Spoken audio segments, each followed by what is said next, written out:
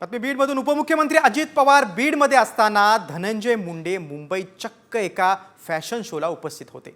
आजारी असल्याचं समाज माध्यमांवर सांगत माजी मंत्री धनंजय मुंडे यांनी अजित पवारांच्या दौऱ्याला गैरहजर राहिल्याचं सांगितलं होतं। प्रकृतीचं कारण त्यांनी समोर दिलं होतं। मात्र मुंबईत धनंजय मुंडे हे एका फॅशन शोला त्यांनी हजेरी लावली होती, त्यामुळे चर्चेला उधाण आलेलं आहे।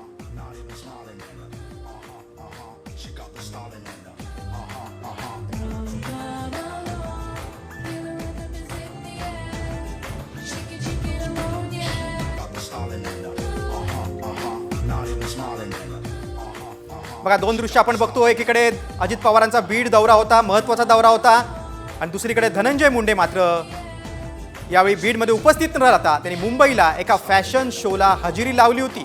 मात्र त्यांनी समाज माध्यमांवर जे ट्विट केलं होतं त्यामध्ये त्यांनी प्रकृतीचं कारण दिलं होतं की मी प्रकृती माझी चांगली नसल्यामुळे मुंबईला मी आलेलो आहे तपासणीसाठी। मात्र चक्क ते एका फॅशन शोमध्ये दिसलेले आहेत। अजित पवारांच्या दौऱ्याला दांडी मारत अनुपस्थित राहत इकडे फॅशन शोला मात्र धनंजय मुंडे हजर राहिलेले आहेत, त्यामुळे सर्वांच्याच भुवया उंचावल्यात।